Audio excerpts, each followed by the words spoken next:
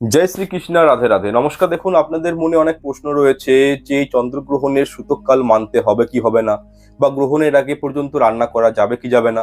যাদের ঘরে ছোট বাচ্চা রয়েছে তারা বাচ্চাদেরকে কি খাওয়াবেন কি খাওয়াবেন না, বা কতক্ষণ পর্যন্ত বাচ্চাদেরকে খাওয়াতে পারেন। যারা অসুস্থ রয়েছেন, যারা প্রেগনেন্ট মহিলা রয়েছেন, তারা কিভাবে এই গ্রহণটা পালন করবেন, আপনাদের কি কি সতর্কতা অবলম্বন করতে হবে, কি নিয়ম মেনে চলবেন, সত্যনারায়ণ পুজো কখন করবেন, লক্ষ্মীনারায়ণ পুজো কখন করবেন, সূতককাল লেগে যাওয়ার পর মন্দিরের গেট কখন বন্ধ করবেন, বা পুজো পাঠ করা যাবে কি যাবে না এই সময়ে। এছাড়া চন্দ্রগ্রহণের দিন সন্ধ্যা প্রদান করা যাবে কি যাবে না, তুলসী গাছে জল দেওয়া যাবে কি যাবে না, প্রদীপ জ্বালানো যাবে কি যাবে না। এই বিষয়ে কিন্তু অনেকেই কনফিউজ হয়ে গেছেন, আপনাদের মনে অনেক প্রশ্ন রয়েছে, সেগুলো কিন্তু আপনারা আমাকে হোয়াটসঅ্যাপে করেছেন।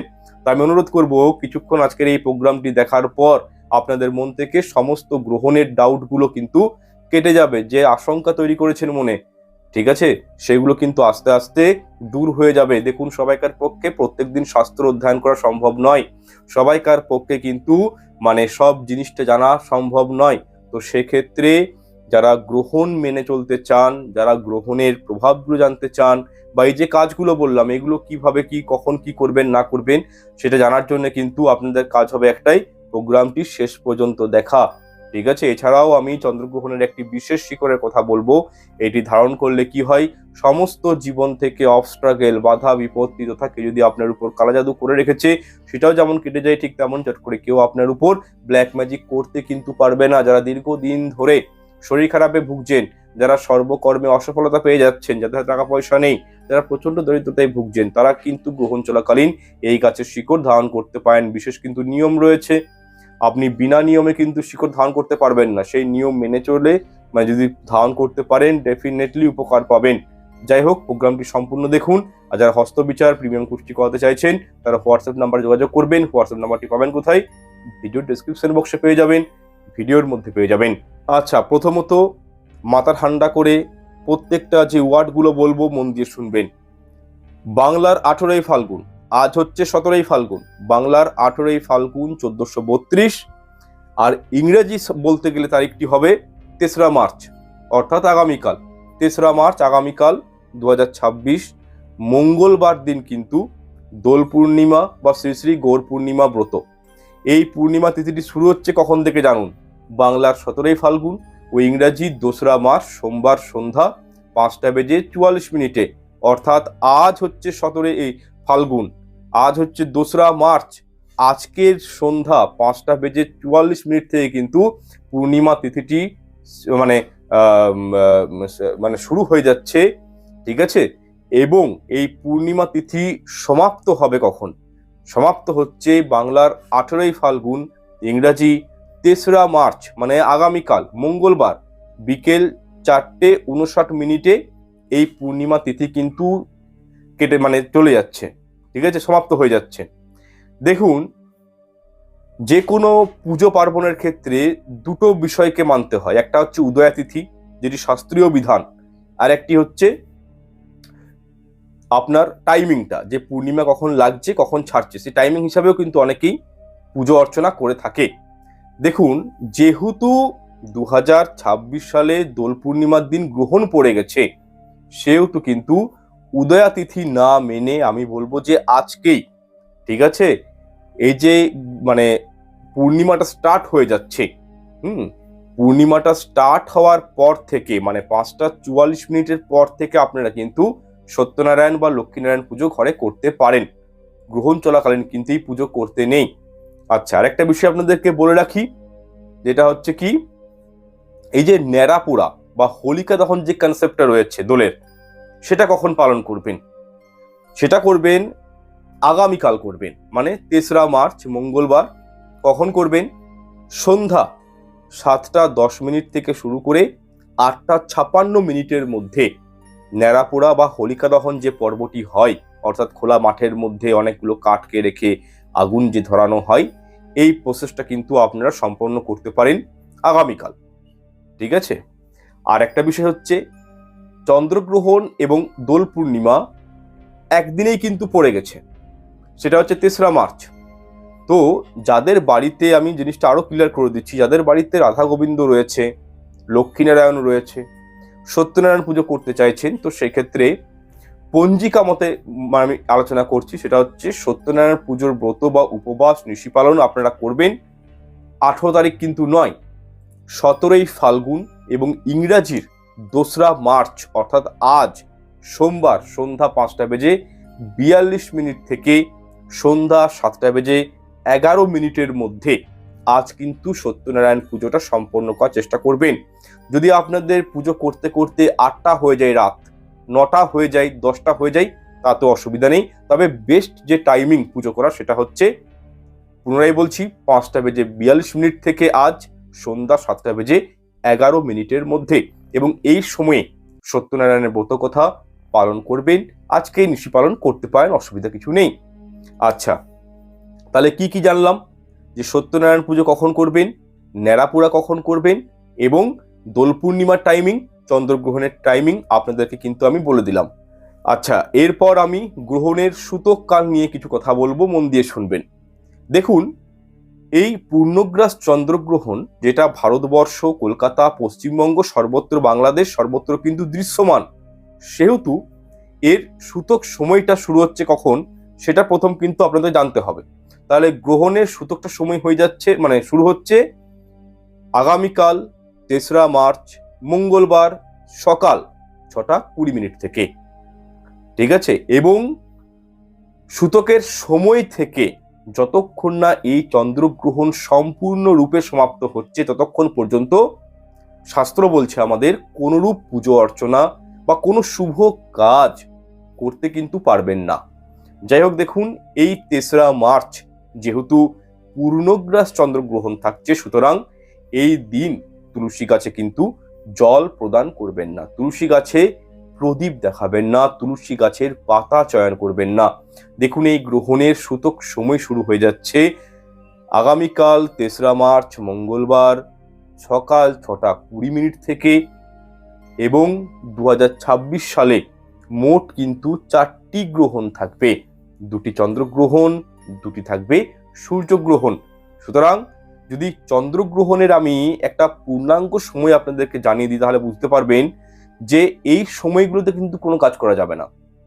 যেমন ধরুন, এই যে 3রা মার্চ মঙ্গলবার পূর্ণগ্রাস চন্দ্রগ্রহণটা লাগছে কখন, সেটা হচ্ছে 3টে বেজে 20 মিনিট থেকে কিন্তু চাঁদে গ্রহণ লেগে যাবে, এবং যেটা পূর্ণগ্রাস গ্রহণ শুরু হবে সেটা হবে কিন্তু বিকেল 4টে বেজে 34 মিনিট থেকে।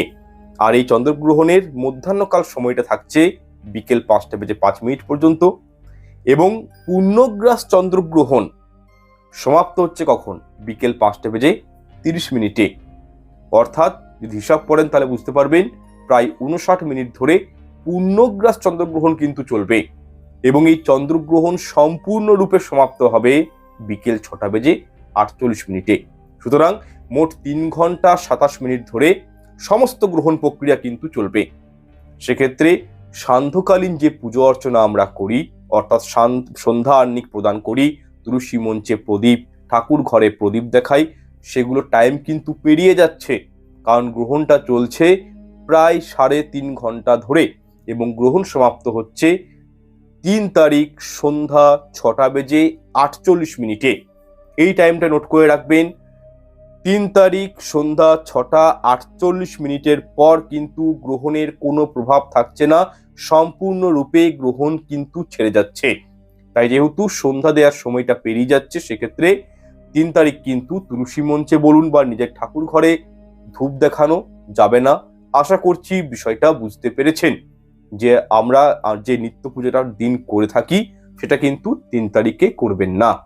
আচ্ছা, এরপর প্রশ্ন হলো, যেই দোল পূর্ণিমা এবং চন্দ্রগ্রহণে যে 3টে খাবার খাওয়া উচিত নয়, আমি এর আগে আলোচনা করেছি, তবুও কিন্তু আপনারা বুঝতে পারেন না, কারণ ভিডিওগুলো দেখেন না, বারবার রিপিটেশন করেন, একই প্রশ্ন বারবার করেন। সবাইকার জন্য আমি পুনরায় বলছি, এই 3টে সবজি দোল পূর্ণিমা বা চন্দ্রগ্রহণ চলাকালীন কিন্তু গ্রহণ করতে নেই, গ্রহণ ছেড়ে যাওয়ার পরেও কিন্তু করতে নেই। প্রথমত হচ্ছে পূর্ণিমার দিন, যে কোনো পূর্ণিমা, শুধু দোল পূর্ণিমা নয়, যে কোনো পূর্ণিমার দিন নোট ডাউন করে রাখবেন, মাইন্ডে রাখবেন, কারোর বাড়িতে গিয়ে কিন্তু খাবার খেতে নেই। কি হয় খেলে? দরিদ্রতা জীবনে নেমে আসে। দ্বিতীয়ত, চন্দ্রগ্রহণ এই দোলের দিনে কোনো নেশার দ্রব্য, আমিষ খাবার, রসুন পেঁয়াজ, পোড়া জাতীয় কোনো খাবার, বেগুন পোড়া, টমেটো পোড়া, মুসুর ডাল, সজনে ডাঁটা, সজনে ফুল, মাশরুম, যেগুলো তামসিক খাবার, সেইগুলো কিন্তু খেতে নেই। কি হয় খেলে? আর্থিক কষ্ট জীবনে ভোগ করতে হয়, জীবনে চতুর্দিক থেকে বিপদ আপদ যন্ত্রণা নেমে আসে। এছাড়া চন্দ্রগ্রহণ চলাকালীন কিছু এমন কর্ম রয়েছে স্পেসিফিক, সেগুলো কিন্তু করতে নেই।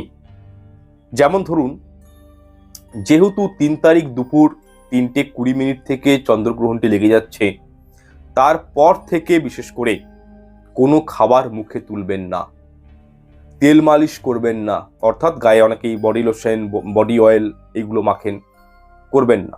পানীয় জল গ্রহণ করবেন না, মলমূত্র ত্যাগ করা, চুল আঁচড়ানো, কোনো প্রকার ঘোর কর্ম করা যাবে না। তবে হ্যাঁ, যদি খুব জল তেষ্টা পাই, আগের থেকেই গ্লাসে তুলসী পত্র দিয়ে রাখবেন, সেই জলটি পান করবেন গ্রহণ চলাকালীন, তাতেও অসুবিধা নেই।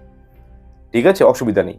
আচ্ছা, দাঁত ব্রাশ করা, পরনিন্দা পরচর্চা করা, ঘুমানো, স্বামী স্ত্রীর মধ্যে শারীরিক সম্পর্ক স্থাপন করা যাবে না, এবং এই সময় গর্ভবতী মহিলাদের বাইরে বের হওয়া উচিত নয়। চন্দ্রের দিকে এই দিন আপনারা কিন্তু ভুল করেও তাকাবেন না। কাপড় কাটা, ছেঁড়া কোনো কাপড়কে সেলাই করা, সবজি কাটা, রান্না করা, গাছের পাতা ছেঁড়া, খারাপ কোনো বিষয়ে চিন্তা করা, এগুলো কিন্তু চলবে না। আচ্ছা, 3:20 থেকে যেহেতু গ্রহণ শুরু হয়ে যাচ্ছে, সেহেতু 3:20 থেকে আপনারা 6:48 পর্যন্ত যারা গর্ভবতী মহিলা রয়েছেন তাদের জন্য বলছি, এই সময়টাই কিন্তু নিজের নখ, দাঁত দিয়ে অনেকের অভ্যাস রয়েছে দাঁত দিয়ে নখ কাটা, করবেন না। কোনো কিছু খাবার খাবেন না, এক ফোঁটা জলও খাবেন না। কি হয়? গর্ভজাত শিশুর উপর একটা বাজে এফেক্ট পড়ে, তাই বিষয়টা মাথায় রাখবেন, এগুলো বর্জনীয়। এছাড়াও গর্ভবতী মায়েদের হাতের আঙুল বাঁকানো, আঙুল ফোটানো উচিত নয়। হাতের আঙুল স্ট্রেট রাখবেন, সোজা রাখবেন, পায়ের আঙুল সোজা রাখবেন। গ্রহণ চলাকালীন বিছানায় বসতে পারেন, কোনো নিষেধ নেই, কিন্তু ঘুমাতে পারেন না, ঘুমিয়ে যাবেন না। গ্রহণের পর কিন্তু অবশ্যই স্নান করার চেষ্টা করবেন। এমনিতেই হালকা গরম কিন্তু লাগছে, গরমকাল পড়ে গেছে, সেও ঠান্ডার কিন্তু নেই। স্নান করে নেবেন গ্রহণটা শেষ হয়ে যাওয়ার পর। যারা গর্ভবতী মহিলা রয়েছেন তারা কিন্তু অবশ্যই স্নান করবেন। দেখুন, এই দিন লাল, কালো, নীল এই 3টে রং অ্যাভয়েড করবেন। এই রঙের কোনো পোশাক পরবেন না। এছাড়াও গ্রহণ চলাকালীন বাচ্চারা লোহার কোনো জিনিস স্পর্শ করবেন না।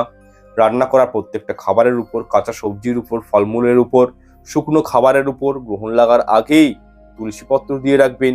আমিষ খাবার থাকলে সেটাই কিন্তু তুলসী পত্র দিবেন না। এছাড়াও চন্দ্রগ্রহণ চলাকালীন মহিলাদের চুল খুলে রাখা একেবারেই উচিত নয়।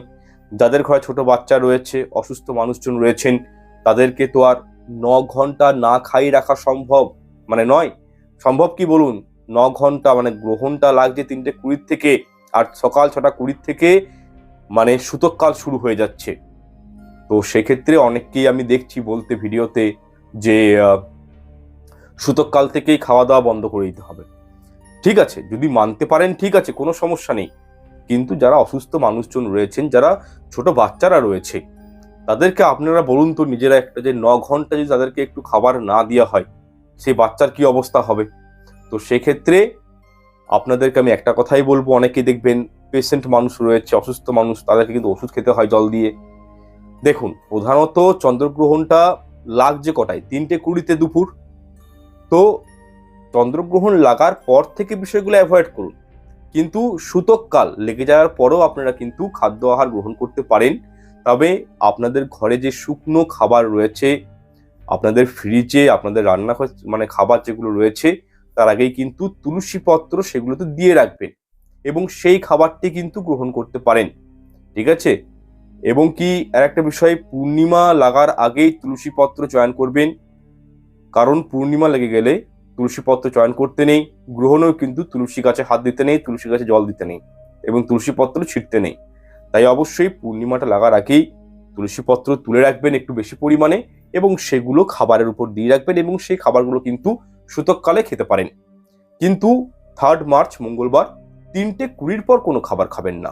আচ্ছা, এখানে একটা বিষয় বলে রাখি, আমাদের প্রত্যেকের বাড়িতেই চালের ড্রাম রয়েছে, মুড়ির পাত্র রয়েছে। যেখানে যেখানে আপনাদের খাবার রয়েছে সেখানে সেখানে কিন্তু তুলসী পত্র দিবেন। আর একটা বিষয় বলে রাখি, যাদের ঘরে ছোট বাচ্চারা রয়েছে তারা কিন্তু খাবার খেতে পারেন 3 তারিখ দুপুর বেলা 3:20 আগে পর্যন্ত। যদি শাস্ত্রভিত্তিক কথা বলি, তাহলে যেহেতু এই পূর্ণগ্রাস চন্দ্রগ্রহণ ভারতবর্ষ দৃশ্যমান, তো সেক্ষেত্রে সূতককাল কিন্তু মানতে হয়। যারা মানতে পারবেন তারা কিন্তু কোনোভাবেই 3 মার্চ সকাল 6:20 থেকে যতক্ষণ না গ্রহণ ছেড়ে যাচ্ছে, অর্থাৎ 6:48 পর্যন্ত সন্ধ্যা, সম্পূর্ণরূপে আপনারা কিন্তু কিছু খাবেন না, ঠিক আছে। কিন্তু বিকল্প আপনাদেরকে জানালাম যে আপনারা 3:20 আগে পর্যন্ত যে কোনো খাবার খেতে পারেন, যদি সেই খাবারে তুলসী পত্র দিয়ে রাখতে পারেন, সেক্ষেত্রে খাবারটি কিন্তু গ্রহণ করতে পারেন। এছাড়াও আপনাদের মনে প্রশ্ন আসতে পারে যে সূতককাল লেগে যাওয়ার পর তো আর রান্না করতে নেই, তো সেক্ষেত্রে কি করণীয়? সেক্ষেত্রে আপনারা আজ 2 মার্চ রাত্রিবেলায় রান্না করে রাখতে পারেন এবং সেটি আগামী দিন খেতে পারেন। তবে হ্যাঁ, নিরামিষ আহার গ্রহণ করতে হবে, এই দিন কিন্তু আমিষ আহার বর্জনীয়, খেতে নেই। এবং যারা অসুস্থ মানুষজন রয়েছেন তারা কিন্তু ওষুধ, মেডিসিন সূতককালও গ্রহণ করতে পারেন। তবে পূর্ণগ্রাস চন্দ্রগ্রহণ শুরু হয়ে যাওয়ার পর কিন্তু আর কোনো মেডিসিন বা কোনো খাবার, পুনরায় বলছি, গ্রহণ করবেন না। এবং ওষুধ যে জলে আপনারা জল দিয়ে খাবেন, সেই জলে কিন্তু আগের থেকেই তুলসী পত্র দিয়ে রাখবেন।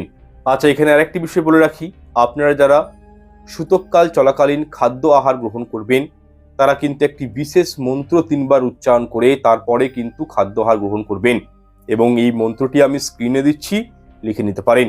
মন্ত্রটি হচ্ছে ওম ব্রহ্মা পর্ণং ব্রহ্ম হোবি ব্রহ্মাং ন ব্রহ্মণা হুতম ব্রহ্মৈম তেন গন্তব্যম ব্রহ্ম কর্ম সমাধিনা হরিয়ম তৎসৎ। অর্থাৎ এর বাংলা অর্থ হচ্ছে কর্মযজ্ঞে অর্পণ, হবি এবং অগ্নি সবই ব্রহ্ম, যিনি আহুতি দেন তিনিই ব্রহ্ম। দেখুন, এই মন্ত্র উচ্চারণের ফলে আপনি গ্রহণের সূতককাল চলাকালীন যে কোনো নিরামিষ আহার গ্রহণ করতে পারেন, কারণ এই মন্ত্রের ফলে গ্রহণের প্রভাবটা জীবনে কিন্তু কম পড়ে, বা বলতে পারি সূতকের প্রভাব একেবারেই পড়ে না। সুতরাং আমি পুনরায় বলছি, যারা সূতক লেগে যাওয়ার পর অর্থাৎ 3রা মার্চ সকাল 6:20 থেকে 3:20 আগে পর্যন্ত, এই সূতককাল থাকার আগে পর্যন্ত, ঠিক আছে, যারা খাদ্য আহার গ্রহণ করবেন তারা কিন্তু এই মন্ত্রটি উচ্চারণ করে খাবার গ্রহণ করতে পারেন এবং নিজেদের বাচ্চাদেরকেও খাবার খাওয়াতে পারেন। যাই হোক, এরপর আমি আপনাদেরকে এমন একটি গাছের কথা বলবো, সেই গাছের মূল আপনারা দোল পূর্ণিমা এবং চন্দ্রগ্রহণের এই মহাযোগে যদি একবার ধারণ করতে পারেন, তাহলে আপনার জীবনে সুনিশ্চিত সফলতা আসবে, সর্বকর্মে সফলতা লাভ করতে পারবেন, বিভিন্ন রকম বিপদ আপদ থেকে মুক্তি পাবেন এবং চট করে কিন্তু আপনার কেউ ক্ষতি করতে পারবে না। সেটা ব্ল্যাক ম্যাজিক হতে পারে বা অন্য কোনো দিক থেকে, বা গোপন শত্রু যাদের জীবনে রয়েছে তারাও কিন্তু শিকড়টা ধারণ করে রাখবেন। গোপন শত্রুর মুখটা বন্ধ হয়ে যাবে এবং তার সাথে জীবনে সুখ, শান্তি, প্রসপারিটি, আর্থিক উন্নতি এগুলো কিন্তু আসবে। এবং এই যে গাছের স্পেশাল মূল যে কথাটি বলবো, শিকড়ের কথা বলবো, সেটি হচ্ছে অপরাজিতা গাছের মূল। আগে হ্যাঁ, এই অপরাজিতা গাছের মূল আপনাদেরকে কিন্তু ধারণ করতে হবে গ্রহণ চলাকালীন। তবে কারা এই গাছের শিকড় ধারণ করবেন না, সেটা আমি কিন্তু এন্ড অফ দ্য ভিডিও আলোচনা করব। আচ্ছা, আপনাদেরকে বলে দিই, এই গাছটি কিন্তু সচরাচর সব জায়গাতেই পাওয়া যায় আমাদের গ্রাম বাংলাতে। আপনাদেরকে শ্বেত অপরাজিতা গাছের মূল ধারণ করতে হবে, নীলটা কিন্তু নয়। দেখুন, চন্দ্রগ্রহণ চলাকালীন যেখানে অপরাজিতা গাছ রয়েছে, সেটা আপনার বাড়িতে হতে পারে, আপনার প্রতিবেশীদের ঘরে হতে পারে, বা আপনার লোকাল এরিয়াতে এই গাছ আপনাদের কিন্তু খুঁজে বার করতে হবে। এবং স্নান করে পূর্ব দিকে মুখ করে শুদ্ধ বস্ত্র পরিধান করে, গাছের যেন কোনো ক্ষতি না হয় বিষয়টি মাথায় রাখবেন। গাছের গোড়ার থেকে অল্প করে মাটি খুঁড়ে 1 ইঞ্চি সাইজের একটি শিকড় আপনারা শুধু কেটে নিয়ে চলে আসবেন, ঘরে আসবেন। তো এই গ্রহণ চলাকালীন, গ্রহণ স্টার্ট হয়ে যাওয়ার পর কিন্তু উপায়টা করবেন, অর্থাৎ 3 মার্চ মঙ্গলবার 3:20 গ্রহণটা শুরু হয়ে যাচ্ছে, 6:48 গ্রহণ শেষ হয়ে যাচ্ছে। তো এই একটা টাইমে আপনাদের উপায়টা কিন্তু করতে হবে। ঘরে নিয়ে আসবেন শিকড়টি কেটে, এবং যখন এই শিকড়টি কাটবেন, ওম অপরাজিতায় নামা এই মন্ত্রটি 11 বার জপ করবেন। জপ করার পর আপনি কি কারণে উপায়টি করছেন, আপনার কি মনস্কামনা, সেটা কিন্তু অপরাজিতা গাছের সামনে ব্যক্ত করবেন ক্লিয়ারভাবে, এবং কাজটি আপনারা শিকড়টি তুলে নিয়ে চলে আসবেন, জীবনে সফল হবেন, ঠিক আছে, সুনিশ্চিত জয়লাভ করতে পারবেন। এবং ওই এক নিঃশ্বাসে কিন্তু শিকড়টি তুলতে হবে। শিকড়টি যখন ধরবেন হাতে, একটা নিঃশ্বাসে শিকড়টি পূর্ব দিকে মুখ করে আপনারা ঘরে নিয়ে চলে আসবেন। শিকড়টিকে ভালো করে গঙ্গা জল দিয়ে ধুবেন। ধোয়ার পর সেই মূলটি আপনারা কি করবেন, এক হয় পুরুষেরা ডান হাতের বাহুতে বা কবজিতে, মহিলারা বাম হাতে ধারণ করতে পারেন। যদি স্বাচ্ছন্দ্য বোধ করেন তাহলে কিন্তু কোমরেও ধারণ করা যায়, ধারণ করতে পারেন, কোনো অসুবিধা নেই। এবং যখন ধারণ করবেন শিকড়টির মধ্যে একটু চন্দন লাগিয়ে দিবেন। চন্দন লাগিয়ে আপনারা ওম নমঃ শিবায় এই মন্ত্রটি উচ্চারণ করে বা ওম দুর্গায় নমঃ এই মন্ত্রটি উচ্চারণ করে আপনারা কিন্তু শিকড়টি ধারণ করে নেবেন। বা এটিও উচ্চারণ করতে পারেন ওম অপরাজিতায় নমঃ, সব থেকে ভালো হয় এটা, ওম নমঃ শিবায় ওম অপরাজিতায় নমঃ। এটা আবার জপ করে আপনারা হাতে ধারণ করবেন, গলায় ধারণ করতে পারেন, কোমরে ধারণ করতে পারেন, আপনাদের ইচ্ছে ধারণ করে নেবেন। আপনারা যদি এইভাবে এই গাছের মূল ধারণ করতে পারেন এই গ্রহণ চলাকালীন, তাহলে সর্বকর্মে সফলতা কিন্তু পাবেন। তবে জানা প্রয়োজন যে উপায়টি কারা করবেন না। সেক্ষেত্রে বলবো যাদের ঘরে কোনো অসৎ চলছে তারা কিন্তু উপায়টি করবেন না। মহিলাদের মাসিক ধর্ম চলাকালীন উপায়টা করতে নেই। যারা প্রেগনেন্ট মহিলা রয়েছেন তারা কিন্তু এই উপায়টি করবেন না। ঠিক আছে, তাহলে বিষয়টা বুঝতে পেরেছেন যে কারা কারা করবেন না। তো এই অপরাজিতা গাছের মূল ধারণ করলে কিন্তু জীবনে প্রচুর আর্থিক উন্নতি হয়, সাকসেসটা কিন্তু পাওয়া যায়। যাই হোক, প্রত্যেকটা বিষয় আই থিঙ্ক আপনাদেরকে আমি বুঝাতে পেরেছি। তবুও যদি আপনাদের কোনো প্রশ্ন মতামত থাকে কমেন্ট সেকশনে কমেন্ট করবেন, আমাকে হোয়াটসঅ্যাপ করবেন, পার্সোনালি হোয়াটসঅ্যাপ নাম্বার দেওয়া রয়েছে, সেখানেও কিন্তু আমি অনেকের উত্তর দিয়ে দিই। দেখা হচ্ছে পর অনুষ্ঠানে। ঈশ্বর আপনাদের মঙ্গল করুক। নমস্কার, ধন্যবাদ।